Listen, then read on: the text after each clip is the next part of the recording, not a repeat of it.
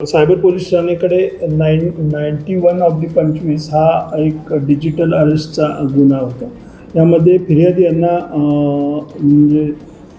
यांना सांगितलं होतं की त्यांचं जे आधार कार्ड आहे त्याला एक बँक अकाउंट लिंक असून सदर बँक अकाउंटमध्ये वेगवेगळ्या प्रकारे दहशतवादी पथकाकडून किंवा नार्कोटिक्सचे पैसे असे जमा झालेले आहेत आणि त्याचा तपास मुंबईला चालू असून त्यांना वेगवेगळ्या कोर्टाच्या ऑर्डर्स, CBIच्या ऑर्डर वगैरे असं पाठवून त्यांना धमकावण्यात आलं होतं.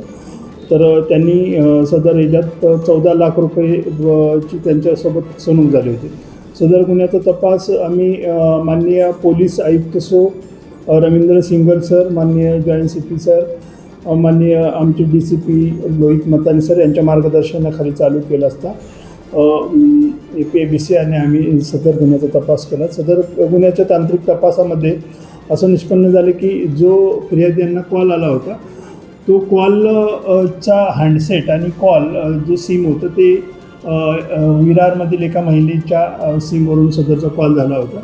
सदर पूर्ण तांत्रिक तपास केल्यानंतर आपण पद्मावती सर्वजित यादव वय 38 वर्ष, राहणार Poonam avenue, A wing 665 global city Virar पश्चिम या महिलेला काल महिला पोलीस अंमलदार तसेच APIBC यांनी बोळींज पोलीस ठाणे मीरा भाईंदर येथून अटक केली आणि आज रोजी पोलीस ठाणे आणले असतात. त्याच्याकडून आपण जे मोबाईल डिव्हाइस आहेत ते सर्व जप्त केले आहेत आणि इतर जी रक्कम आहे ते आपण फ्रीज करण्यात आम्हाला थोडेफार यश आलेलं आहे.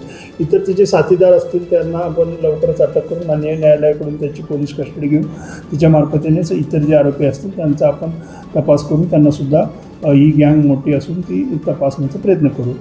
आपल्या मार्फतीने मला हेच आवाहन करायचं आहे की आपल्यासोबतसुद्धा असा काही सायबर फ्रॉड झाला तर आपण तात्काळ 1930वर कॉल करा किंवा national cyber crime reporting portal आहे त्या पोर्टलवर कॉल करून तक्रार नोंद करून आपल्यासोबत झालेले फसवणुकीतले पैसे आहेत ते मान्य न्यायालय आणि पोलिसांच्या मार्फतीने आपण वापस आणू शकतो.